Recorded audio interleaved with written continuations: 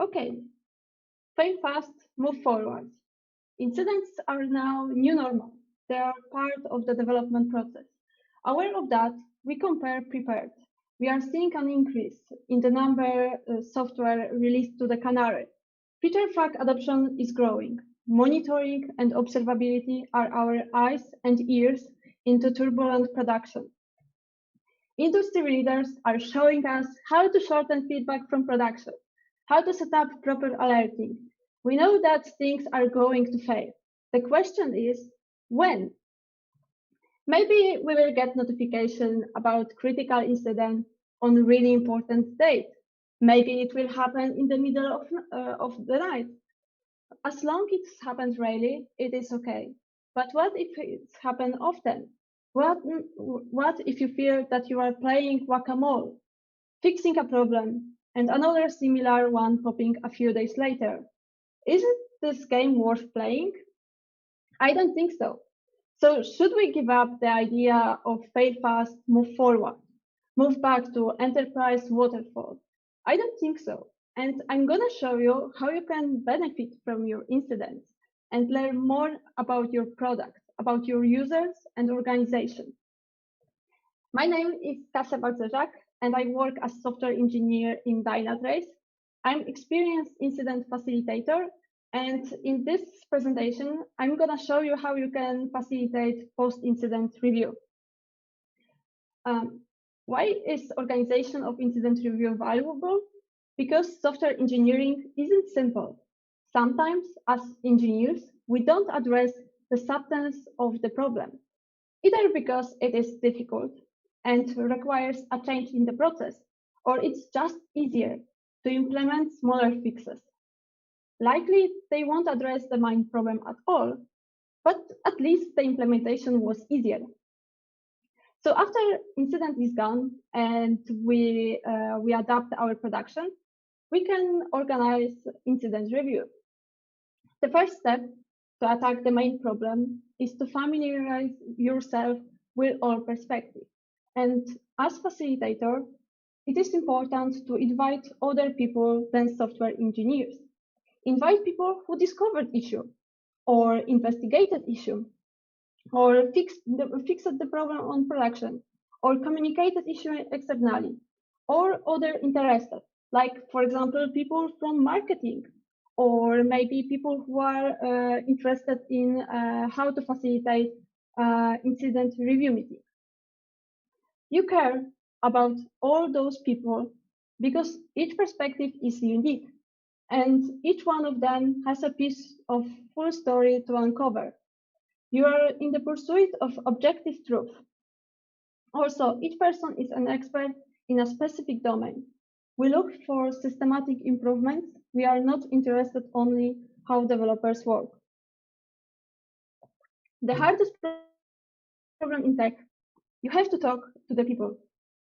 Our incident review needs to be blameless. And as said before, assume that every team and each member act with the best intention based on the information that they had at the time. Instead of identifying whoever screw up, focus on finding gaps in the process and correct them. Play the ball, not the player. Tell up the front that the reason we have incident review isn't to point fingers. Remind everyone that you are having incidents because you are successful. You have software that is running on production. You have paying customers and users. The reality is that sooner or later, you are gonna have incidents. You can't avoid that. You need to be prepared because failure is inevitable. Success is elusive. Success isn't the absence of failure. It's the ability to cope with the things that are changing continuously. In the incident review meeting, we don't talk only about why things went wrong, but also how did things go right. And as facilitator, you don't want to look like you are from FBI because it's not interrogation. And the most important tool in your arsenal is empathy, because incidents are stressful enough. People believe that actions they take are the best for the context they have. This is called local rationality. No one wakes up in the morning thinking their change is going to cause an incident that will impact 80% of customers, or that they will take down production and margin. We have to fix it at 3 a.m. Everyone wants to perform a good job, be the best engineer. So when emotions run high and people start talk about actions using words like, if they only had, they could have, or they failed, they should know. Make pause in discussion. Change topic. Tell a joke about your biggest failure. My, for example, is that I created 1,000 of schools that were named after my cat. And because it is important, because empathy can be a really powerful tool. Say, we are in this together and we can learn from this. We don't want to discourage engineers from changing something in core system of our system.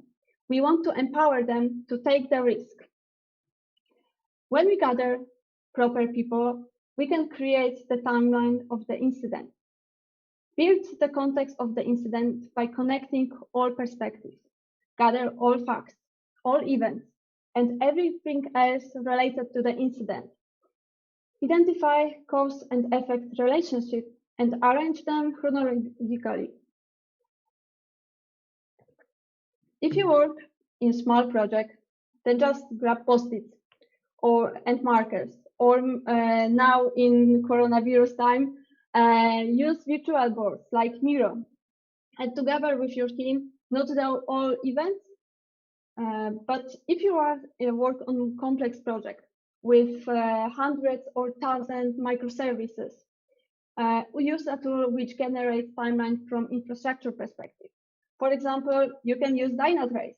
This is screen from our incident analysis, and it's really helpful because you can use it as a base and add human layer with stick notes into it. The timeline is our foundation of the incident review, and we want to make our timeline perfect because it helps build a common understanding of what happened during the incident. It is not description of a bug or fault.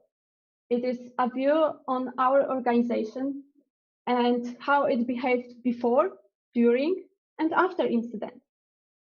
Timeline also helps us to look at the incident from higher perspective and understand the perspective of people outside our tribe. When our timeline is done, we can start looking for causal factors. They are event or action, or maybe lack of them, which led to an incident or worsened its effect. Causal factors are mistakes in process that led to incident. They are either always or transistently present. The incident is just the first time when they combine into storm. Causal factors don't cause big incidents. Not enough time for testing, not enough detailed monitoring. Those are examples of common causal factors. And suggesting that they are causes to a key understanding of the incident is just misleading, because we need to go deeper and deeper and find the root cause. Root causes are everything that allow the mistake to happen and to be ignored in our organization. The easiest way to find roots is to start with causal factors and go deeper with 5 whys techniques. So let's imagine that engineers detect the incident. They perform rollback to the previous version, and rollback didn't help, and even they ended breaking stuff even more. So when you ask them why they tried with the rollback, they told us the story about the procedure in a case when the whole production is down. They described sources of pressure or how they coordinated on-call. So we, as facilitators, we can gather all information about how this actually happened and what conditions allow to it. So let's look for example from a real incident. We had the problem because locked database hanged a service. So we can ask why database was locked. Because database was under heavy write load. Why database was under heavy write load? Because nothing cut the extra load. Why nothing cut extra load? Because we didn't expect the database to ever be compromised. Why we didn't expect that? Because we never done any stress tests to find the limits. And why we didn't test it? Because our process doesn't require service owners to think about capacity and fallback. 5 whys is really useful techniques, but there are a few myths about why you shouldn't use 5 whys. So for example, one of them is that five is too many or too few. And that's true. Sometimes you will get your answer with 3 whys. The point here is to keep going and take deeper analysis of your causal factor. Also, there's rarely a single root cause, and that's true. There is no hard rule that the answer to your final why has to be a single cause. The goal is to use a simple questions like why to get to the heart of the what went wrong. More complex problems might require additional approaches, but that doesn't negate the power of a single string of whys. And the last one is that 5 whys contributes to blame culture. And when first time I heard this, I was really surprised because one of the foundational rules for 5 whys is never to identify a person or people as the root cause. Human error or lack of employee X attention aren't acceptable questions aren't acceptable answers to the question. You need to think what caused the human error. And successfully minimizing consequences. We don't increase our success by trying to prevent things from going wrong. We do it by making sure that things go right. So when we discover a weak point in our process, we can think about how we can address it in the future. Ask questions like, what can we do to reduce the time it takes to identify similar problem in the future? Or what can we do to reduce the time it takes to identify to resolve similar problems in the future? Or what we can do to reduce the number affected users in the future? Or what can we do to eliminate similar problems from ever recurring? And we can define 2 types of action. First are corrective actions, where we know that problems may appear in the future. So we need to think about how we can improve detection or reduce the chance of occurring problem. So we can do this by improving our monitoring, improving our test strategy. The second type is preventive action. And their goal is to eliminate the cause of potential incidents. So let's use our previous example, where the root cause was our process doesn't require service owners to think about capacity and fallback.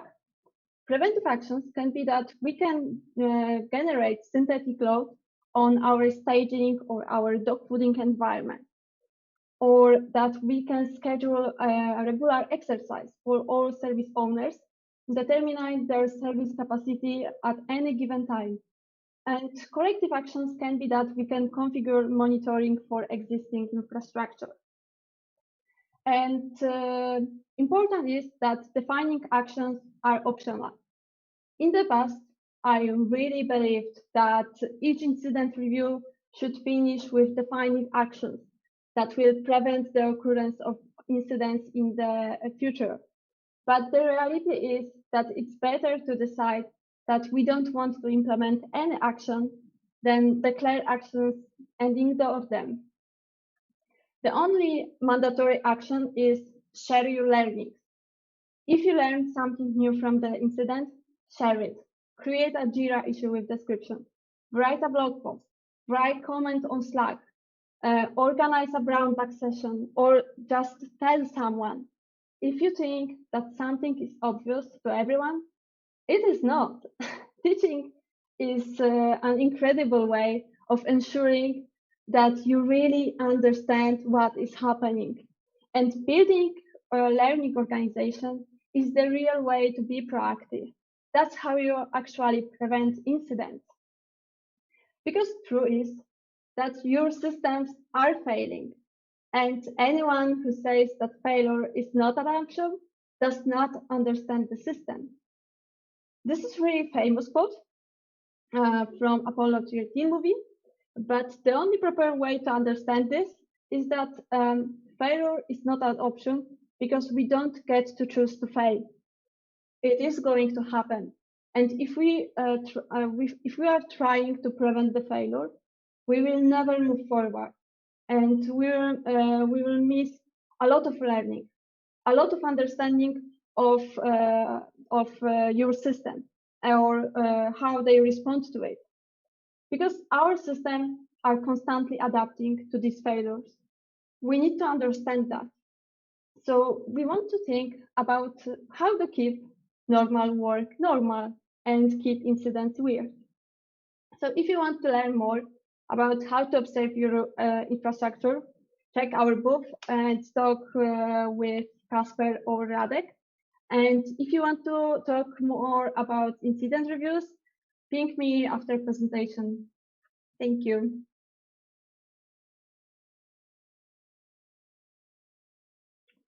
And we should go back.